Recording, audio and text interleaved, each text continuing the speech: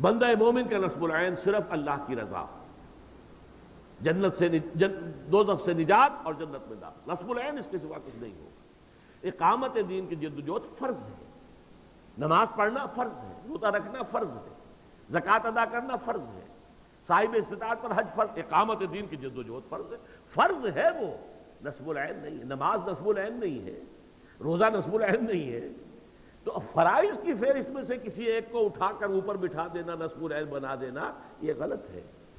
نصب العین صرف ہے ذالک الفوز العظیم یغفر لکم ذنوبکم ویدخلکم جنات تجری من تحتہا الانہار ومساکن طیبۃ فی جنات عدن ذالک الفوز العظیم، اصل مطلوب و مقصود اس کے سوا کچھ نہیں۔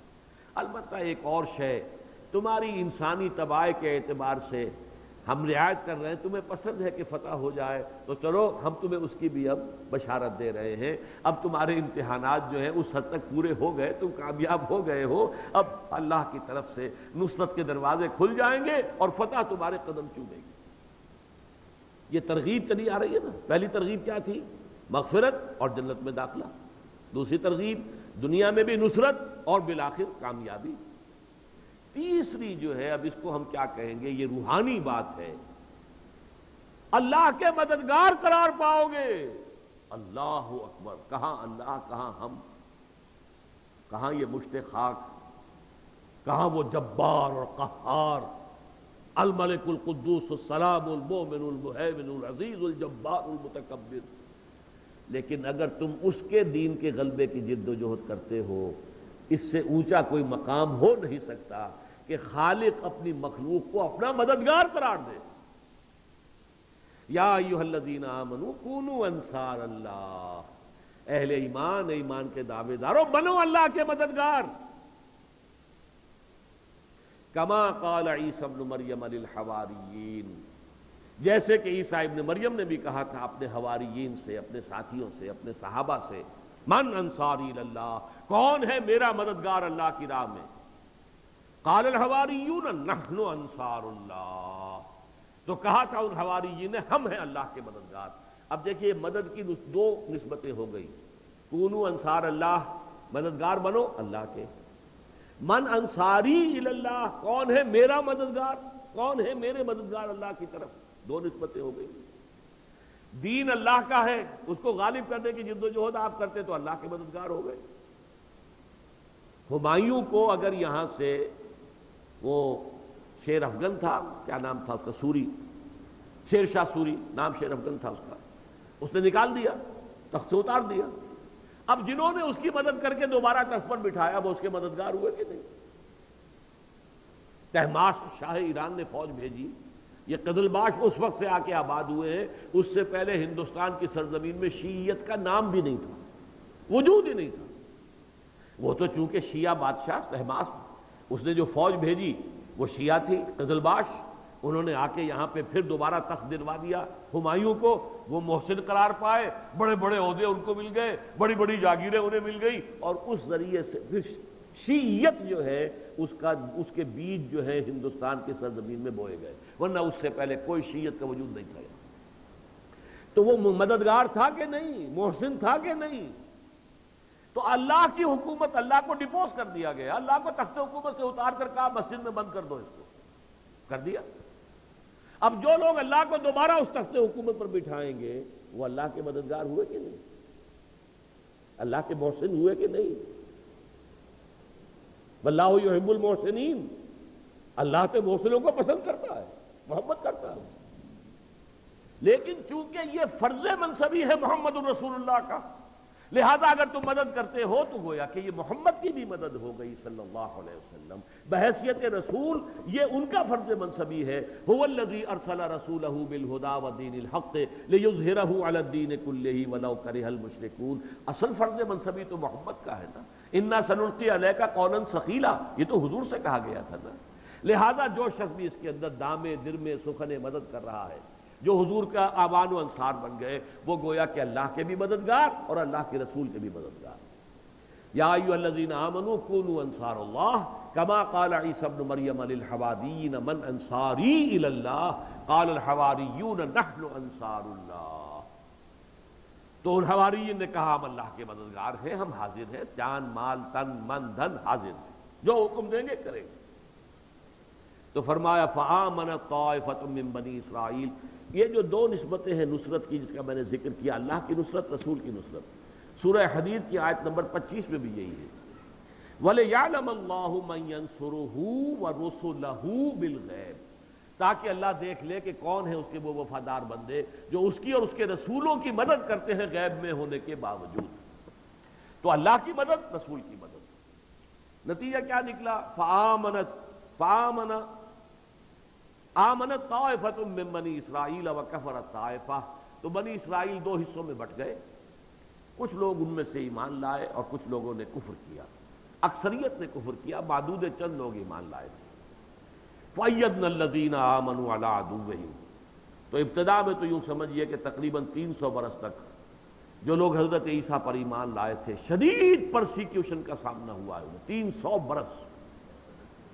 یہودی بھی ستاتے تھے انہیں، اور جو رومی تھے بت پرست وہ بھی ستاتے تھے۔ اصحاب کہف بھی حضرت عیسیٰ پر ایمان رکھنے والے لوگ تھے، جو ایک رومی شہنشاہ کی طرف سے الٹیمیٹم پر کہ اگر ایک ہفتے کے اندر اندر تم اپنے عقائد سے، توحید سے تائب نہیں ہوگے تو تمہیں جو ہے وہ رجم کر دیا جائے گا۔ تو وہ جا کر چھپ گئے تھے ایک غار کے اندر، اللہ نے 300 برس تک چھڑائے رکھا۔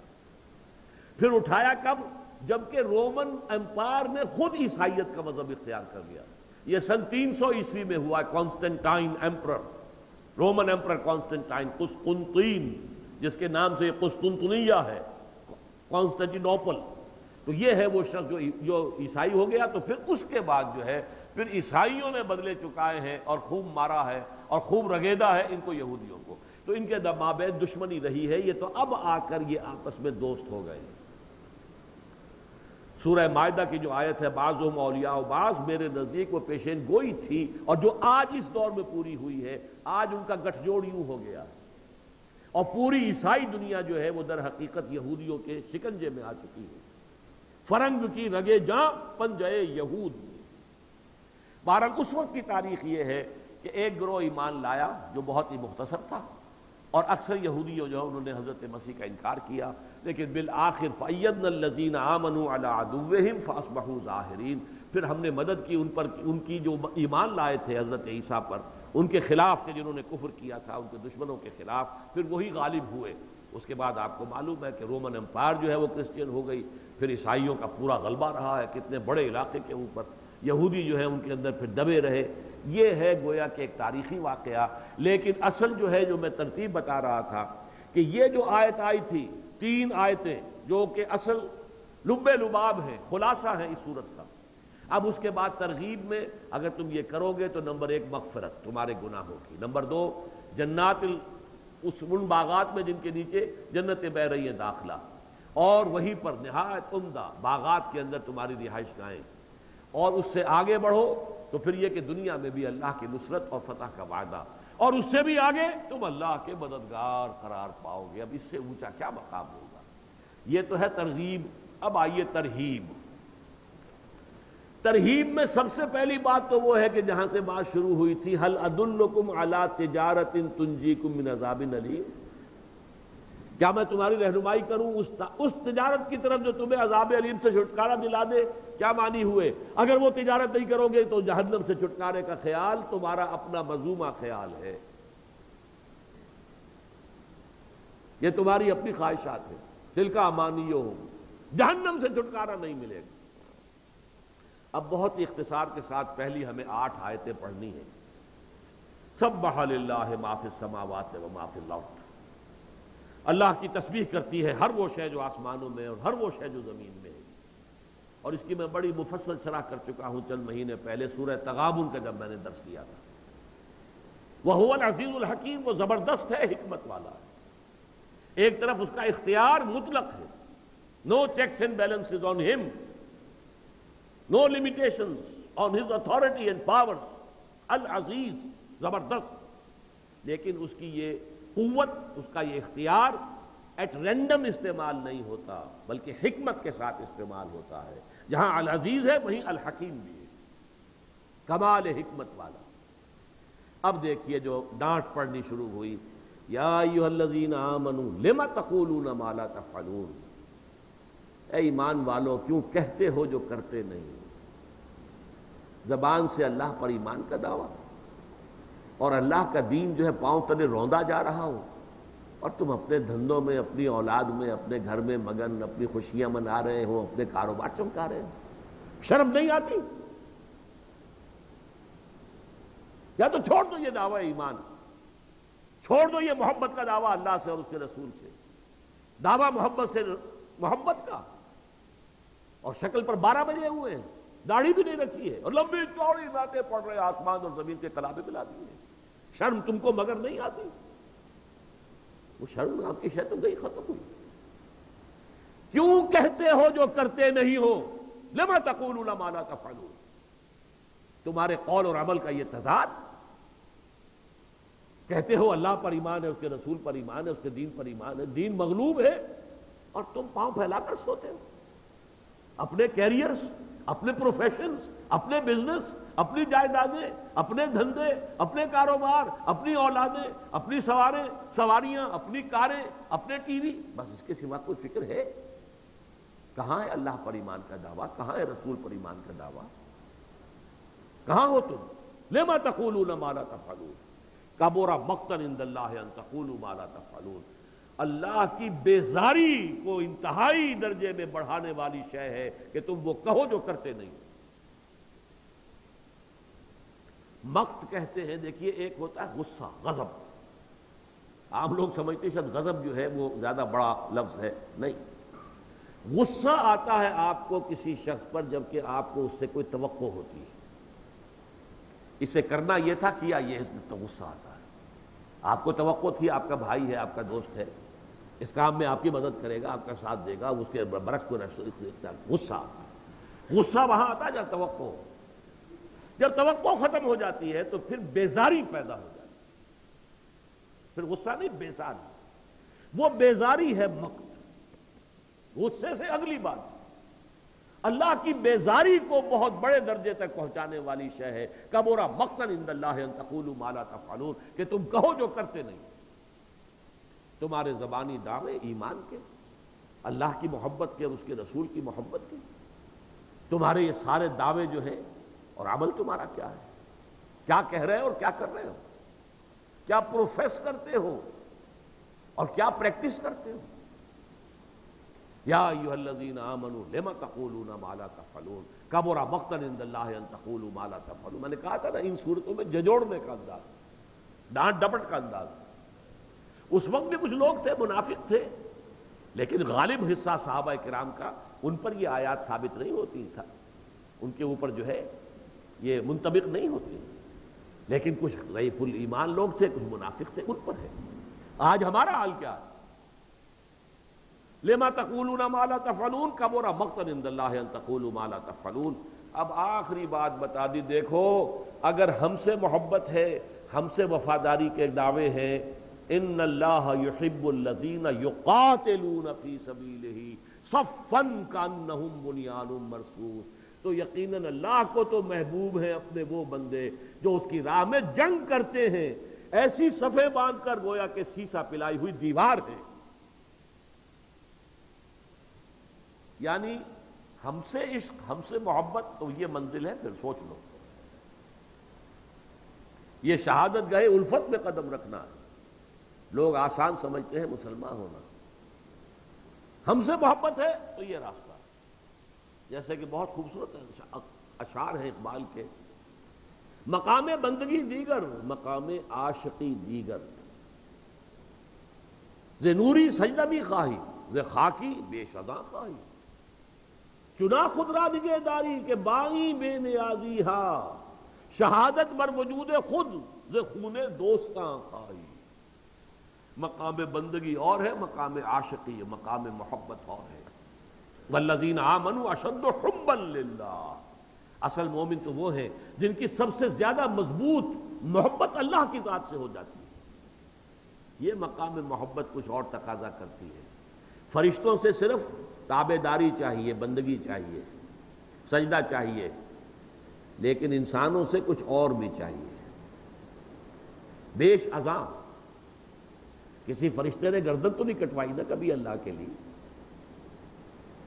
انسانوں سے بے شزاں خواہی، ز نوری فرشتہ، ز نوری سجدہ می خواہی، ز خاکی یہ آدم زاد، ز خاکی بے شزاں خواہی، چنا خود را نگہداری کے بائی بے نیازی ہا اہلا. تجھے اپنی ذات کا اتنا احساس ہے کہ حالانکہ تو بے نیاز ہے، غنی عن العالمین ہے، تجھے کوئی احتیاج نہیں، پھر بھی تو یہ چاہتا ہے کہ تیرے عاشق اپنے خون کے ذریعے سے تیرے وجود اور تیری ہستی اور تیری توحید کے اوپر گواہی ثبت کرے. چنا خود را نگہداری کہ بائی بے نیازی ہا، شہادت بر وجود خود ز خون دوستاں خواہی. چاہتا ہے تو کہ تیرے جاننے چاہنے والے اپنے خون سے گواہی دیں، اپنی گردنیں کٹوا کر گواہی دیں کہ ہاں ہم مانتے ہیں اللہ کو ایک ہے. جیسے حضرت بلال رضی اللہ تعالیٰ عنہ کو شدید ترین جب پرسیکیوشن ہو رہی تھی، مارا جا رہا تھا، اور دہتے ہوئے یوں سمجھیے کہ جبکہ زمین توا بنی ہوئی ہے، مکے کی سرزمین پتھریلی زمین، اور نصف النہار پر سورج آگ برسا رہا ہے، اوپر سے آگ نیچے زمین توا ہے، چت لٹا کر اور سینے کے اوپر ایک بھاری چٹان بھی رکھ دی گئی ہے. اس حال میں جو ہے اس وقت بھی احد احد احد منہ سے جھاگ نکل گئے، آواز نہیں نکل، احد، لیکن ایک ہی کو مانتا ہوں، کسی اور کو نہیں مانتا. مقام بندگی دیگر مقام آشتی دیگر، ز نوری سجدہ می خواہی، ز خاکی بے شزاں خواہی. چنا خود را نگہداری کہ بائی بے نیازی ہا، شہادت بر وجود خود ز خون دوستاں خواہی. ان اللہ یحب الذین یقاتلون فی سبیلہ صفا کانہم بنیان مرصوص.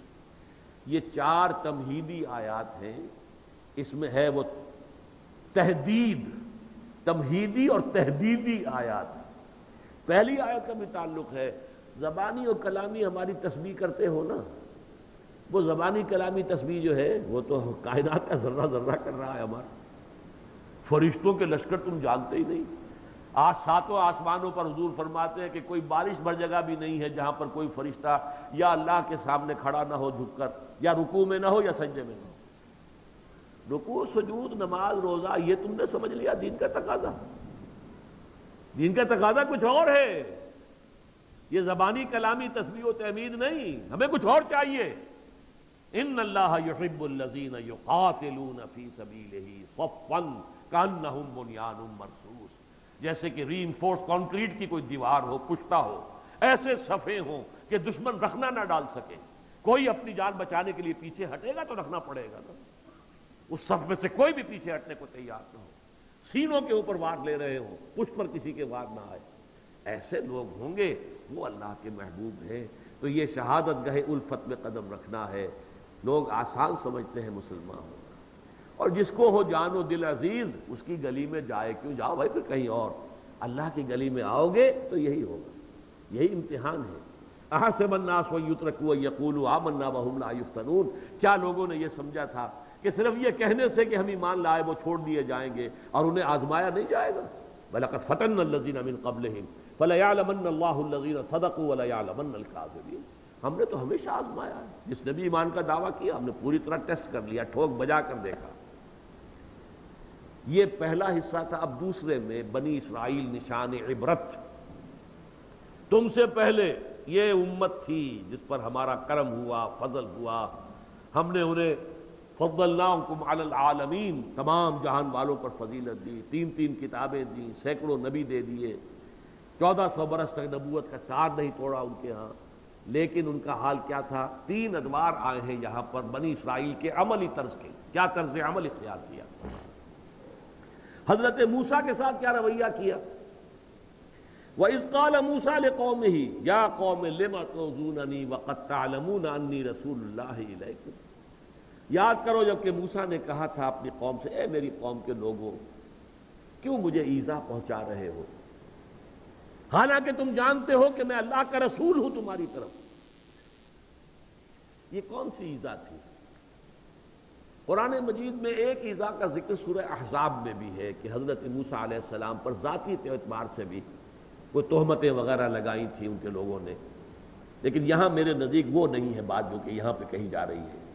یہ سورہ مائدہ میں جو آئی ہے کہ جب اللہ کی طرف سے قتال کا حکم آیا ہے، اور چونکہ آیت میں اس سے پہلے وہ ہے ان اللہ یحب الذین یقاتلون فی سبیلہ صفا کانہم بنیان مرصوص، تو جب حضرت موسیٰ اور ان کے ساتھیوں کو حکم دیا گیا جنگ کا تو کوڑا جواب دے دیا پوری قوم نے، فاذهب انت وربک فقاتلا انا ہاہنا قاعدون، جاؤ موسیٰ تم اور تمہارا رب جاؤ جنگ کرو، ہم تو یہیں بیٹھے ہیں، زمین جنبت نہ جنبت گل محمد، ہم نے یہاں سے نہیں اٹھنا، کوڑا جواب۔ اب جو بیتی ہوگی حضرت موسیٰ کے دل پر اس کا آپ تصور کیجیے۔ اس قوم کے لیے انہوں نے اپنی پوری زندگی کھپائی، فرعون جیسے شخص کے ساتھ پنجہ آزمائی کی، 9 معجزے جو مصر میں دکھائے گئے آل فرعون کو وہ سارے انہوں نے بھی دیکھے، پھر سمندر پھاڑ کر ان کے لیے اللہ نے راستہ نکالا، پھر ان کے لیے مند و سلوہ کا رزق جو ہے اتارا، پھر ان کے صاحبان جو ہے جیسے جیسے یہ قافلہ چل رہا تھا تو صاحبان اوپر ہوتا تھا ابر کا، ایک چٹان سے 12 چشمے نکال دیے کہ ہر قبیلے کا علیحدہ چشمہ وہ آپس میں لڑے نہ پانی کے اوپر۔ اتنے کرم، اتنا فضل، اتنی عنایتیں، اتنے احسانات، لیکن بدبختی کا یہ عالم جب کہا گیا کہ اب کرو جنگ اللہ کی راہ میں، کوڑا جواب، فاذهب انت وربک فقاتلا، اے موسیٰ جاؤ تم پہلے اس قوم کو جو وہاں آباد ہے، ان فیہا قوما جبارین، وہ قوم تو بڑی زوردار ہے، بڑی طاقتور قوم ہے، ہم نہیں لڑ سکتے ان سے، پہلے جاؤ یہ لاٹھی لے جاؤ اپنی، اس لاٹھی سے تو تم نے بڑے بڑے کارنامے دکھا دیے ہیں نا، سمندر پھاڑ دیا، تو اس لاٹھی کو لے جاؤ اور نکالو پہلے انہیں وہاں سے، پھر ہم داخل ہوں گے۔ جب انہیں اور سمجھانے کی کوشش کی گئی، 2 جو تھے ساتھی، 2 صحابہ، حضرت یوشع ابن نون، جوشوا جسے کہتے ہیں تورات میں جوشوا، اور ایک کالب بن یفنہ، دونوں نے سمجھانے کی کوشش کی، لیکن قوم نے کہا نہیں ہم تو بیٹھے، ہم نہیں جاتے۔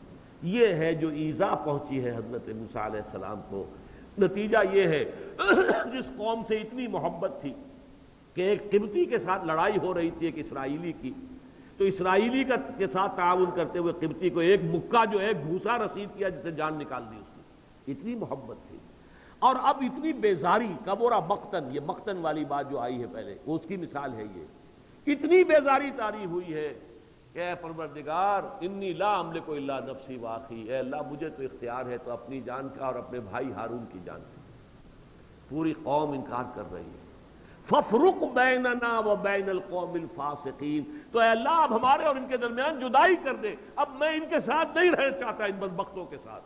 جو محبوب ترین قوم تھی، جس کے ایک فرد کی نصرت میں ایک قبطی کا گھوسا مار کر جان نکال دی تھی، جس کی وجہ سے کہ وہ مجرم قرار پائے بنی اسرائیل کی نگاہوں میں، جس کی وجہ سے انہیں مصر چھوڑ کر جانا پڑا پورا صحرائے سینا کراس کر کے، اور گئے ہیں مدین میں اور وہاں رہے ہیں، یہ ساری سختیاں اس قوم کے لیے جھیلی، اس قوم کی آزادی کے لیے، پھر جو بھی رہا معاملہ سارا مسلسل مقابلہ فرعون کے ساتھ، اور اس قوم کے طرز عمل سے جو تکلیف پہنچی ہے وہ یہ کہ فاذهب انت وربک فقاتلا انا ہاہنا قاعدون، رب انی لا املک الا نفسی واخی فافرق بیننا و بین القوم الفاسقین، یہ ہے بیزاری، کبر مقتا عند اللہ۔ یہ تو اس کی بدبختی کا معاملہ تھا حضرت موسیٰ کے ساتھ، آخری دور ان کا حضرت عیسیٰ کے ساتھ، وَإِذْ قَالَ عِيسَى ابْنُ مَرْيَمَ يَا بَنِي إِسْرَائِيلَ، اور یاد کرو جب کہ عیسیٰ ابن مریم نے کہا اے بنی اسرائیل انی رسول اللہ الیکم، میں اللہ کا رسول، نہیں ایک آیت رہ گئی، وَإِذْ قَالَ مُوسَىٰ لِقَوْمِهِ يَا قَوْمِ لِمَ تُؤْذُونَنِي وَقَدْ تَعْلَمُونَ أَنِّي رَسُولُ اللَّهِ إِلَيْكُمْ فَلَمَّا زَاغُوا أَزَاغَ اللَّهُ قُلُوبَهُمْ، جب وہ ٹیڑھے ہو گئے تو اللہ نے ان کے دلوں کو بھی ٹیڑھا کر دیا، اللہ لا يهدي القوم الفاسقین، اللہ ایسے فاسقوں کو زبردستی ہدایت نہیں دیتا، یہ اللہ کی سنت نہیں ہے کہ زبردستی کسی کو نیکی پر لائے، پھر امتحان کہاں رہا، یہ زندگی تو امتحان کے لیے، خلق الموت والحیات لیبلوکم ایکم احسن عملا، لہذا جب لوگ ٹیڑھے ہو جاتے ہیں، اپنا رخ غلط کر لیتے ہیں، اللہ ان کے دلوں کو بھی ٹیڑھا کر دیتا، جاؤ دفع ہو جاؤ۔ یہی عمل ہے پھر جس کا تکمیلی مرحلہ یہ ہے کہ ختم اللہ علی قلوبہم وعلی سمعہم وعلی ابصارہم غشاوہ، اللہ تعالیٰ ان کے دلوں پر اور ان کے کانوں پر مہر کر دیتا ہے اور آنکھوں کے آگے پردے ڈال دیتا ہے۔ اب اس کے بعد دوسرا دور، وَإِذْ قَالَ عِيسَى ابْنُ مَرْيَمَ يَا بَنِي إِسْرَائِيلَ إِنِّي رَسُولُ اللَّهِ إِلَيْكُمْ، اور جبکہ کہا تھا عیسیٰ ابن مریم نے اے بنی اسرائیل میں اللہ کا رسول ہوں تمہاری طرف، مصدقا لما بین یدی من التوراۃ ومبشرا برسول یاتی من بعد اسمہ احمد، میں بشارت دیتے ہوئے آیا ہوں، یعنی یہ حضرت مسیح علیہ السلام کی جو بعثت ہے اس کے بارے میں یہ سائنٹیفکلی سمجھ لیجئے کہ ان کا معاملہ یہ ہے کہ کوئی صاحب شریعت یہ نبی یا رسول نہیں تھے، حالانکہ رسول ہیں، شریعت کوئی نہیں لائے تھے، انجیل میں کوئی شریعت نہیں تھی، شریعت وہی حضرت موسیٰ کی تھی، ابھی وہی دور بنی اسرائیل کا چلا آ رہا ہے، شریعت موسوی حضرت عیسیٰ بھی کہہ کر گئے ہیں اور اب بھی اس میں انجیل میں الفاظ موجود ہیں، don't think I have come to destroy law of Moses, Mosaic law جسے کہتے ہیں، یہ شریعت موسوی کو میں ختم کرنے نہیں آیا ہوں بلکہ یہ شریعت تم پر نافذ رہے گی۔ یہ سینٹ پال نے کیا ہے کہ شریعت کو ساقط کر دیا، ایبروگیٹ کر دیا، شریعت نہیں ہے ہمارے لیے، موسیٰ کی شریعت ہمارے اوپر جو ہے لازم نہیں، لیکن حضرت مسیح کا کہنا یہ نہیں تھا۔ حضرت مسیح تو آئے تھے تائید کرتے ہوئے، توثیق کرتے ہوئے جو ان کے سامنے تھا، یعنی تورات کی توثیق کی، تورات کی شریعت کی توثیق کی، اسی کو عائد کیا، اسی کو جاری رکھا، اور دوسرا آپ کا مقصد بعثت جو ہے بنیادی، وَمُبَشِّرًا بِرَسُولٍ يَأْتِي مِن بَعْدِ اسْمُهُ احمد، اور میں بشارت دیتے ہوئے آیا ہوں ایک رسول کی جو میرے بعد آئیں گے جن کا نام نامی ہے احمد مجتبی صلی اللہ علیہ وسلم۔ یہ اصل میں حضرت عیسیٰ علیہ السلام کی بعثت کا دوسرا بنیادی مقصد ہے، نوٹ کر لیجئے اس کو، جس کو کہ انجیلوں سے کھرچ کر نکال دیا گیا ہے۔ صرف ایک انجیل اس وقت ہے جسے کہ یہ لوگ نہیں مانتے، کینونیکل گاسپلز میں تسلیم نہیں کرتے، اپوکریفل گاسپل مانتے ہیں کہ ہاں یہ بھی یقیناً برنباس جو تھے وہ حواریین مسیح میں تھے، یہ مانتے، لیکن یہ انجیل ان کی لکھی ہوئی نہیں ہے۔ ایونجیلیم برنابے یا انجیل برنباس، اس میں تو آپ اگر پڑھیں گے تو محسوس ہوگا کہ شاید ہی کوئی صفحہ ایسا ہو جس میں حضور کی بشارت نہ ہو، شاید ہی کوئی صفحہ، حضور کی مدح، حضور کی ثنا، حضور کی آمد کی خبر، وہ ہر جگہ، وہ تانے بانے کی طرح، جیسے اس آیت میں تانا بانا ہے کہ ایک طرف تو میں اپنے سے پہلے جو رسول تھے موسیٰ، ان کی شریعت، ان کی ہدایت، اس کی توثیق کرنے آیا ہوں، گویا کہ مجدد شریعت موسوی تھے حضرت مسیح علیہ السلام، تجدید کر دی آپ نے دین موسوی کی اور شریعت موسوی کو اثر نو نافذ کرنے کے لیے آپ آئے۔ دوسری طرف آپ مبشر تھے، بشارت دے رہے تھے اپنے بعد آنے والے محمد مصطفیٰ احمد مجتبی صلی اللہ علیہ وسلم۔ ان دونوں چیزوں کو اس آیت میں جمع کیا گیا۔ وَإِذْ قَالَ عِيسَىٰ ابْنُ مَرْيَمَ يَا بَنِي إِسْرَائِيلَ إِنِّي رَسُولُ اللَّهِ إِلَيْكُمْ مُصَدِّقًا لِمَا بَيْنَ يَدَيَّ مِنَ التَّوْرَاةِ وَمُبَشِّرًا بِرَسُولٍ يَأْتِي مِن بَعْدِ اسْمُهُ أَحْمَدُ، اور میں بشارت دیتا ہوا آیا ہوں اپنے ایک رسول کی جو میرے بعد آئیں گے جن کا نام نامی احمد ہے۔ یہ جو حضرت محمد صلی اللہ علیہ وسلم کی پیشین گوئیاں اور بشارت انجیل میں تھی جنہیں کھرچ کر نکال دیا ہے، ایک ہے ابھی تک جو باقی رہ گئی، اس میں انہوں نے لفظی تحریف کی ہے لیکن یہ کہ اس کو پوری کی پوری کو نکالا نہیں، وہ ہے فارقلیت، کہ انہوں نے حضرت مسیح نے کہا تھا اپنے حواریین سے کہ دیکھو ابھی مجھے تم سے اور بھی بہت کچھ باتیں کہنی تھیں لیکن تم ان کا تحمل نہیں کر سکو گے،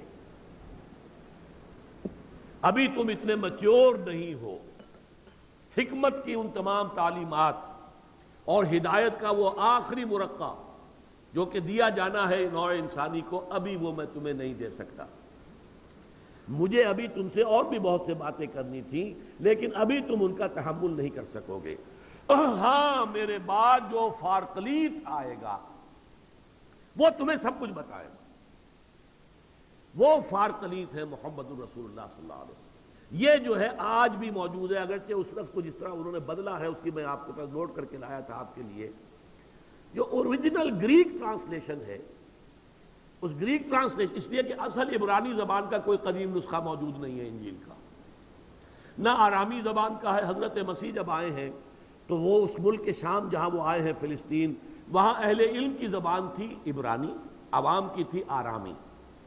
اب ظاہر بات ہے کہ انجیل یا آرامی میں آئی ہوگی یا عبرانی میں، لیکن نہ آرامی کا کوئی نسخہ موجود ہے قدیم، نہ عبرانی کا۔ جو ارلیسٹ جو نسخہ ہے وہ ٹرانسلیشن ہے گریک، اور اس میں لفظ آیا پیریکلوٹوس، اور پیریکلوٹوس جو گریک ورڈ ہے اس کے معنی ہے the famous one, the renowned one, the praised one, Muhammad اور احمد در حقیقت معنی ہے کہ یہ احمد محمد صلی اللہ حمد سے ہے، بہت زیادہ جن کی تعریف کی گئی، دی پریزڈ ون۔ احمد افعل التفضیل ہے، اکبر سب سے بڑا، سب سے زیادہ قابل تعریف احمد محمد الرسول اللہ صلی اللہ علیہ وسلم۔ یہ لفظ تھا انجیل کے اندر پیریکلوٹوس، اس کو پہلے تو انہوں نے بدلا پیراکلیٹوس، وہ پیری تھا PERI، اس کو کیا PARA، وہ تھا CLUTOS، اس کو کیا KLEETOS۔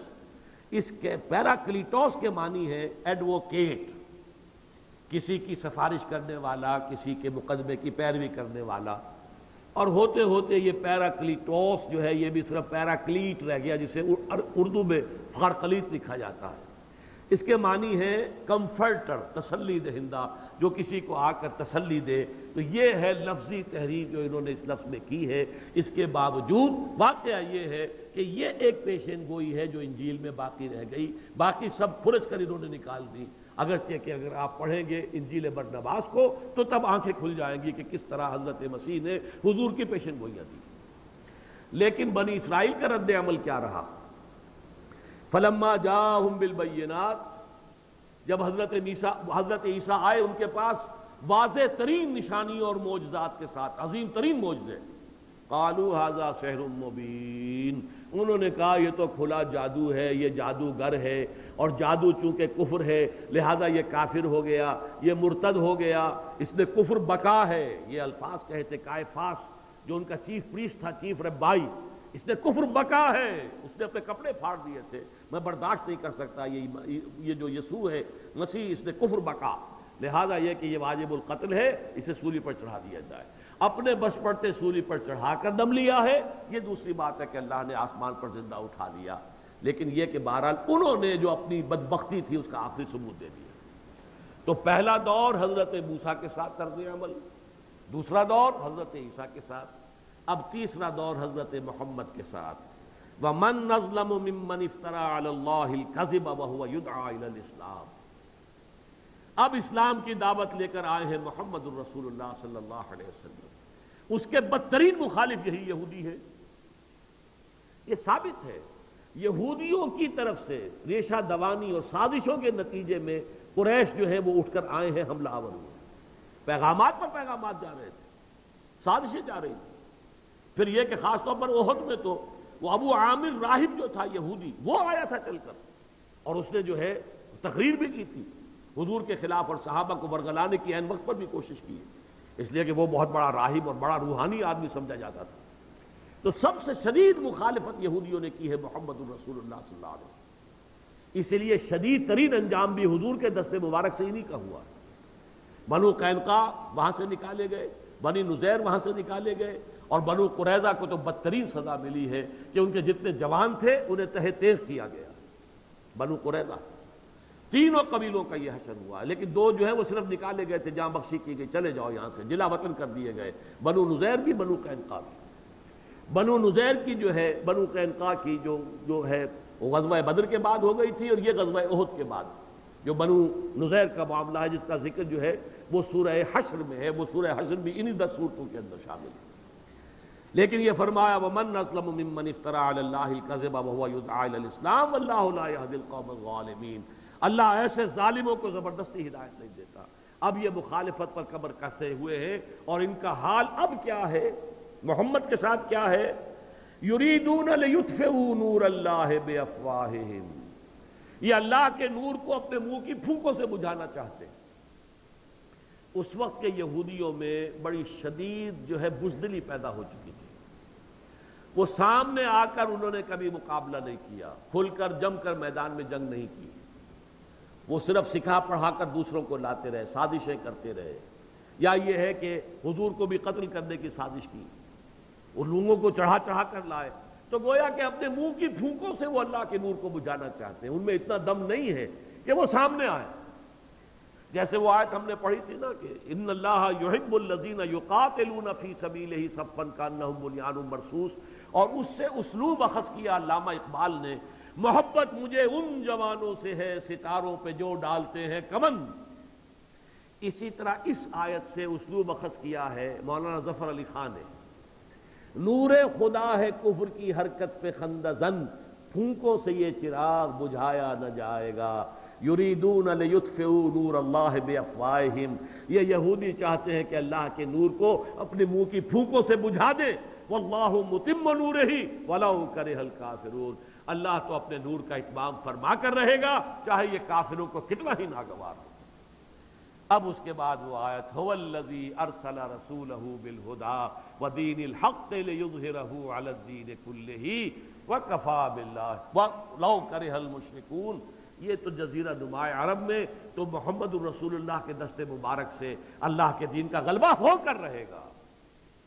اور یہ بھی جان لیجئے اب دنیا وہاں پہنچ گئی ہے کہ کل روئے ارضی پر اللہ کے دین کا غلبہ جو ہے اب زیادہ دور نہیں ہے، اس لیے کہ محمد الرسول اللہ کو صرف عرب کے لیے نہیں بھیجا گیا تھا، اسلام صرف عربوں کے لیے نہیں آیا تھا، حضور کی بعثت صرف اپنے زمانے کے لیے نہیں تھی، اپنی قوم کے لیے نہیں تھی، حضور کی بعثت ہے تا قیام قیامت، اور حضور کی بعثت ہے پوری نوع انسانی کے لیے، وما ارسلناک الا کافۃ للناس بشیرا ونذیرا۔ تو جو بعثت محمدی کا مقصد ہے غلبہ دین حق، وہ مقصد بتمام و کمال اس وقت پورا ہوگا جب کل عالم انسانیت پر اللہ کا دین غالب ہو جائے، اور اس کی خبر دی ہے محمد الرسول اللہ نے، قیامت سے قبل یہ ہو کر رہے گا۔ لیکن جیسے اس وقت سب سے شدید مخالف تھے یہودی، ایسے ہی آج بھی یہ ساری سازش، یہ سیکولرزم، آرڈس نوو سیکولرم، یہ سارا کا سارا یہودیوں کا پیدا کرتا ہے، بینکنگ کا سارا نظام یہودیوں کا پیدا کرتا ہے، ای بنوک ای فکر چالاک یہود، یہ سارا بینکنگ کا نظام جو ہے یہودیوں کے ذہن کا، ان کی عیارانہ ذہن، سازشی ذہن کی پیداوار ہے۔ ای بنوک ای فکر چالاک یہود، نور حق السینہ آدم ربود، انسان کے دل سے جو نور تھا، روح کا نور، اللہ کا نور، وہ نکال دیا اس نے، اب انسان بھیڑیا بن گیا ہے۔ تا تہو بالا نہ گرددی نظام، جب تک کہ یہ نظام تہو بالا نہ ہو جائے، اس کو جو ہے بے قبول سے اکھیڑ نہ دیا جائے، دانش و تہذیب و دین سودائے خام، یہ خیال خام ہے کہ دین کا غلبہ ہو جائے گا۔ دین کے غلبے کے لیے اس بینکنگ کے نظام کو بے قبول سے اکھاڑنا لازم ہے، یہ علامہ اقبال کہہ گئے۔ یہ سارا آج کا نظام جو ہے کل شیطنت، کل دجالیت، یہ یہودیوں کی پیدا کردہ ہے، اور آج کا عالم عیسائیت یہودیوں کے تابع ہو چکا ہے۔ فرنگ کی رگے جہاں پنجائے یہود میں، آج کے سول سپریم پاور آن ارتھ امریکہ، اس کی پالیسیز جو ڈکٹیٹ کرتے زائنسٹ، اس کا صدر کہنے کو تو دنیا کا طاقتور ترین انسان ہوتا ہے، لیکن وہ در حقیقت یہودیوں کے ہاتھوں میں کھیلتا ہے، ساری پالیسی ان کی۔ اور اب یہ world bank, IMF، WTO، world trade organisation, TRIPS وغیرہ وغیرہ، یہ سارے شکنجے ہیں نوع انسانی کو جکڑ لینے کے لیے۔ لیکن جیسے کہ علامہ اقبال نے کہا، دنیا کو ہے پھر مار کے روح و بدن پیش، تہذیب نے پھر اپنے درندوں کو ابھارا، اللہ کو پامردی مومن پہ بھروسہ، ابلیس کو یورپ کی مشینوں کا سہارا، یہ مشینوں کا سہارا۔ یہ مارکے ہونے ہیں، لیکن ضرورت ہے من انصاری اللہ، کون ہے کہ جو اللہ کے دین کے غلبے کے لیے اور بعثت محمدی کے صلی اللہ علیہ وسلم کے مقصد کی عالمی سطح پر تکمیل کے لیے اپنا تن من دھن وقف کرنے کے لیے تیار ہو جائے۔ یا ایھا الذین آمنوا کونوا انصار اللہ کما قال عیسی ابن مریم للحواریین من انصاری اللہ۔ یہی دعویٰ، یہی دعوت، یہی پکار ہے جو لے کر آج تنظیم اسلامی کھڑی ہے، اسی کی طرف میں بلا رہا ہوں۔ بہت کم لوگ آئے ہیں، درس سنتے ہیں، تقریریں سنتے ہیں، ٹس سے مس نہیں ہوتے، سروں پر سے گزر جاتے ہیں، قدم آگے بڑھانے کو کوئی تیار نہیں ہوتا، اور آتے بھی ہیں۔ آرزو اول تو پیدا ہو نہیں سکتی کہیں، اور ہو جائے تو مر جاتی ہے یا رہتی ہے خام۔ بڑا ایک جوش اور جذبہ ہوتا ہے، جلدی جلدی ٹھنڈا پڑ جاتا ہے، پھر دنیا غالب، دنیا کے مسائل وہ گویا کہ غالب آ جاتے ہیں لوگوں کے اوپر، ہمت جواب دے جاتی ہے۔ لیکن بہرحال ہمارا کام یہ ہے کہ ہم تو یہ اگرچہ بت ہیں جماعت کی آستینوں میں، مجھے ہے حکم ازاں لا الہ الا اللہ، جب تک جان میں جان ہے قرآن کا یہ پیغام اور اللہ تعالیٰ کی یہ دعوت جو ہے لوگوں تک پہنچاتا رہوں گا۔ اب خلاصہ دوبارہ سن لیجئے، اس سورہ مبارکہ کی پہلی 4 آیتوں میں آسمان اور زمین کا ذرہ ذرہ اللہ کی تسبیح کر رہا ہے. تم کر رہے ہو تو کون سا تیر مار لیا؟ تم سے ہمیں کچھ اور مطلوب ہے. اے مسلمانوں تمہیں کیا ہو گیا ہے؟ کیوں کہتے ہو جو کرتے نہیں؟ اللہ کے غضب اور بیزاری کو بھڑکانے والی بات ہے کہ تم وہ کہو جو کرتے نہیں. اور دیکھ لو اللہ کو تو محبت اپنے ان بندوں سے ہے جو اس کی راہ میں قتال کرتے ہیں ایسے صفے باندھ کر گویا کسی سے پلائی دیوار. اچھا اگر یہ نہیں کرتے تو دیکھ لو تم سے پہلے بھی ایک امت تھی، اب وہ مغضوب علیہم ہے، وہ ملعون ہے، اس پر اللہ کا غضب ہے، وہ جہنمی ہے، وہ مردود امت ہے. لعن الذین کفروا من بنی اسرائیل علی لسان داؤد و عیسی ابن مریم. تو اس کا بھی معاملہ یہ ہے، اس نے حضرت موسیٰ کے ساتھ یہ کیا تھا، حضرت عیسیٰ کے ساتھ یہ کیا تھا، اور اب محمد کے ساتھ یہ کر رہے ہیں صلی اللہ علیہ وسلم وعلیہم الصلاۃ والسلام. اس کے بعد پھر مرکزی آیت، ہم نے بھیجا ہے اپنے رسول کو صلی اللہ علیہ وسلم دین حق اور الہدا دے کر. الہدا سے لوگوں کو کھینچیں، جمع کریں، منظم کریں اور باطل سے ٹکرائیں، شرک کا قلع کما کر دیں اور اللہ کے دین کو غالب کر دیں. اور اہل ایمان اگر تم جہنم سے چھٹکارا پانا چاہتے ہو تو دیکھو ایک کاروبار تم